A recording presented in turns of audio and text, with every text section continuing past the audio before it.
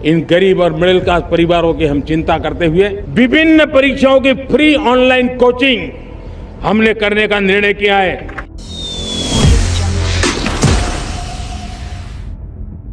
एक तरफ भारत में आज कोचिंग का पूरा एक अलग बिजनेस खड़ा हो चुका है और दूसरी तरफ ऐसे लाखों छात्र हैं जिनके पास पढ़ने की तो काबिलियत है बट अच्छी कोचिंग नहीं है। और इसी गैप को लेकर सरकार ने 15 अगस्त को एक बड़ी घोषणा की है। लेकिन सवाल यह है कि सरकार ने एक्चुअली अनाउंस क्या किया है, ये कैसे काम करेगा और इसका उस कोचिंग इंडस्ट्री पर कितना असर पड़ेगा जहाँ करोड़ों छात्र पढ़ रहे हैं। चलो इसको बिल्कुल शुरुआत से समझते हैं। सबसे पहले सरकार ने कॉम्पिटिटिव एग्जाम की तैयारी के लिए फ्री ऑनलाइन कोचिंग नेटवर्क बनाने की बात कही है।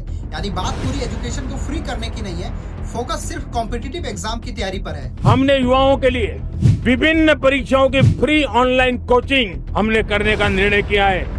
और अब एक इम्पोर्टेंट चीज समझना ये जरूरी है कि इसका अनाउंसमेंट तो हो चुका है, लेकिन इसका स्ट्रक्चर आना अभी भी बाकी है। कौन कौन से एग्जाम शुरुआत में होंगे, क्लासेस कहाँ मिलेंगी, कौन शिक्षक पढ़ाएंगे, छात्र को कैसे एक्सेस मिलेगा और ये व्यवस्था कब पूरी तरह से शुरू होगी, इन चीजों की डिटेल जानकारी अभी आनी बाकी है।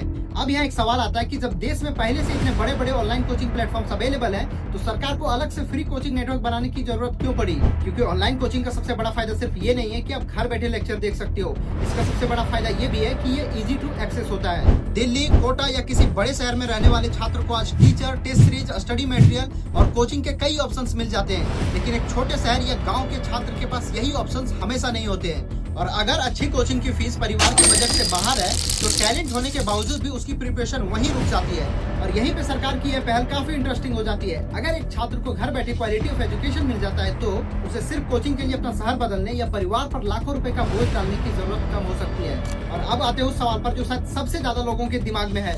अगर ऑनलाइन एजुकेशन फ्री हो जाती है तो प्राइवेट कोचिंग जैसे फिजिक्स वाला अकेडमी, बायजूस, एनएल जैसे प्लेटफॉर्म्स का क्या होगा? देखिए, मुझे नहीं लगता कि सिर्फ ऑनलाइन कोचिंग आ जाने से प्राइवेट कोचिंग बंद हो जाएगी या खत्म हो जाएगा, क्योंकि इन प्लेटफॉर्म्स की वैल्यू सिर्फ रिकॉर्डेड लेक्चर से नहीं है। They are also providing live classes, doubt solving, test series, mentorship और बहुत सारी चीजें। हाँ, कंपटीशन जरूर बढ़ेगा। अगर सरकार सच में अच्छे टीचर्स और अच्छी तैयारी फ्री में उपलब्ध करा पाती है तो बहुत सारे छात्र के लिए प्राइवेट कोचिंग की जरूरत कम हो सकती है।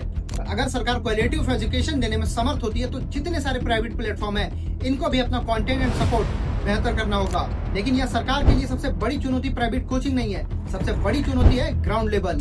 क्योंकि जिस बच्चे के लिए ये प्लान बनाई जा रही है, क्या उसके पास स्मार्टफोन है, इंटरनेट है, वो लगातार क्लासेस कर पाएगा, उसके डाउट सॉल्व हो पाएंगे और सबसे जरूरी क्या उसे वही लेवल की पढ़ाई मिलेगी जिसके लिए आज छात्र हजारों लाखों रुपए खर्च कर रहा है। क्योंकि अगर सिर्फ फ्री वीडियोस दे दिए गए, क्वालिटी उतनी अच्छी नहीं रही तो जितने सारे जरूरतमंद स्टूडेंट्स हैं, छात्र हैं, आखिरकार उनको पेड कोचिंग की तरफ जाना होगा। और इसी जगह पर मुझे अलग पांडे सर की प्रतिक्रिया काफी रेलेवेंट लगती है।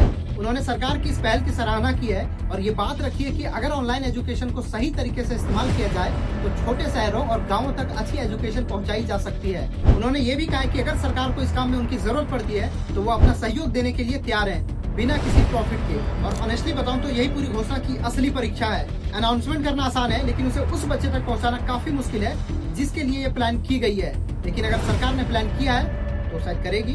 और अगर ये सब ग्राउंड में शामिल नहीं हुआ तो ये उन सभी अच्छी घोषणाओं में शामिल हो जाएगी जिनका फायदा कागज पर ज्यादा और जमीन पर कम दिखाई देता है। अब देखना है कि सरकार इसको करती कैसे है, क्योंकि असली कहानी अनाउंसमेंट की नहीं, एग्जीक्यूशन की है। जय हिंद।